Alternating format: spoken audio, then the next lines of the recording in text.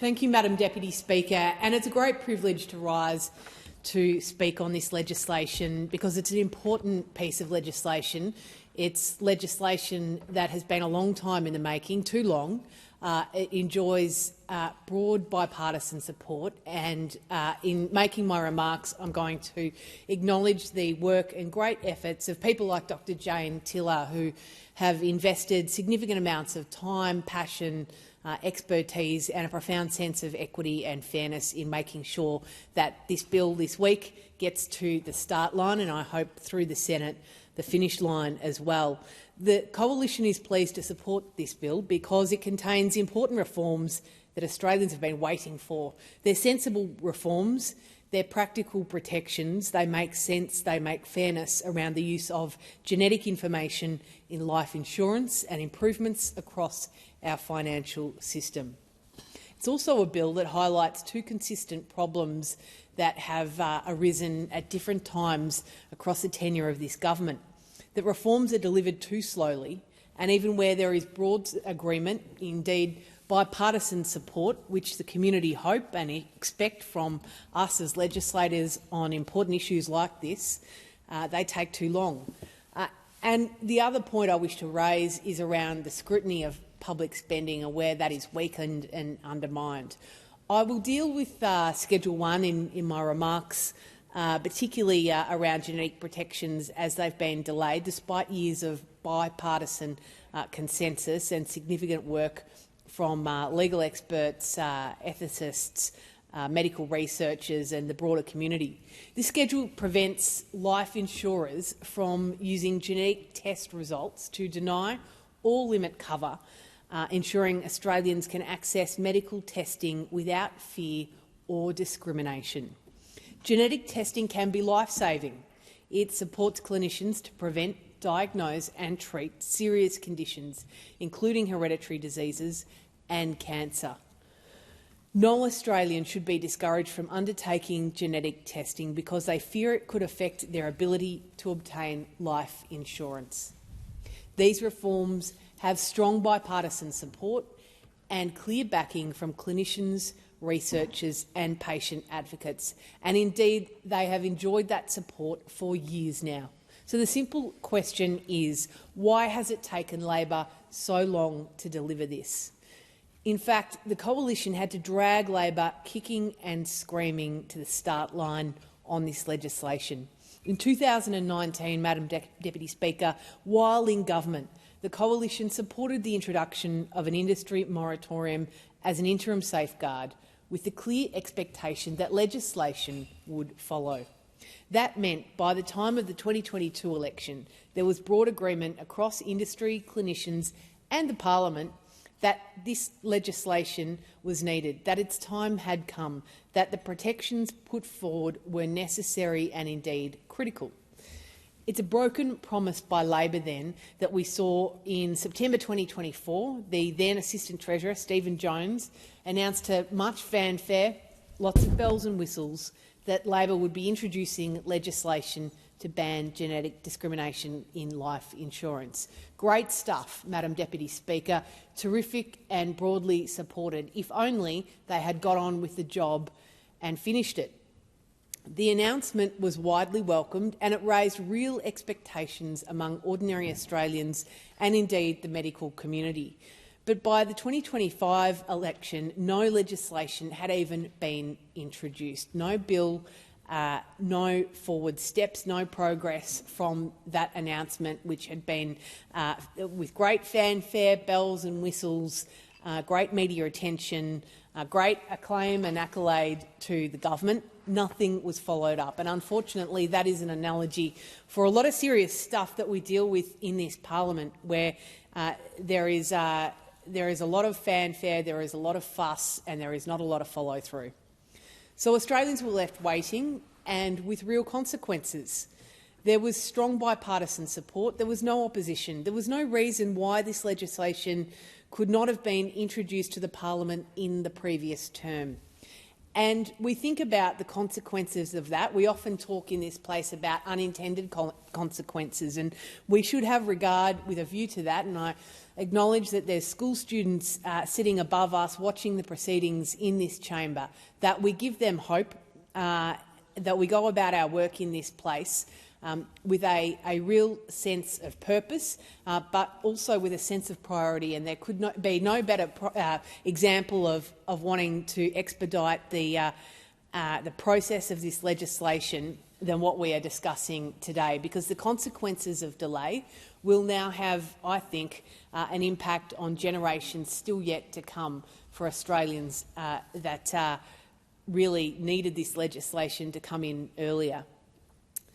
People could have benefited from genetic testing, but they may have been discouraged from doing so because of the concerns about insurance discrimination. And there were very real concerns to be had about that insurance discrimination, which is why we are debating and supporting the legislation before us today. Participation in medical research could well have been affected. We don't know. But we're fixing the problem now because the Coalition supports these reforms, particularly around a sense of certainty, the need to prevent discrimination and to better support health outcomes overall.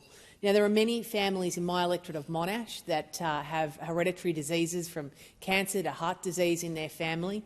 They want to make sure that they can get on top of these things early through the great benefits that genetic testing provide. But they should not have to expect, they should not fear the discriminatory consequences of doing so. And so this is very important legislation. And the reality is this is a reform everybody agreed on from the start, except Australians were left waiting due to Labor's delays. Now, it's estimated, Madam Deputy Speaker, that around 1.5 million Australians undergo genetic testing every year. And it's really important because the science around that helps promote and develop and implement preventative medicine and the developments that is able to progress. However, some Australians have decided to refuse this testing that could potentially save their life because of financial concerns. And I mentioned Dr Jane Tiller, who's a lawyer, genetic counsellor, public health researcher at Monash University, named after, of course, the great Sir John Monash, although it's not in my electorate. But Dr Tiller has done some incredible work on this issue. I know she's in Canberra. I think she's in Parliament House today, and so I do want to acknowledge the very long time that she's spent on this issue and helping as a really key person in getting it to this point of the legislative lens. So I'd like to acknowledge Dr Tiller today. Genomic research holds enormous promise for identifying genetic causes of disease and enabling earlier prevention and treatment. However, Dr Tiller recognises the fears around genetic discrimination in life insurance. Indeed, she's dedicated huge amounts of time and expertise to this very topic. And she notes that people's financial fears for themselves and their families are very valid. They do not want to disadvantage, particularly as we discuss so regularly right now, cost of living crisis and the very real financial insecurity that families across Australia live with every day. These fears are entirely valid. And so in Australia, life insurers have historically been allowed to use genetic test results to deny coverage or to increase premiums. This has created a significant barrier to genomic research and clinical care.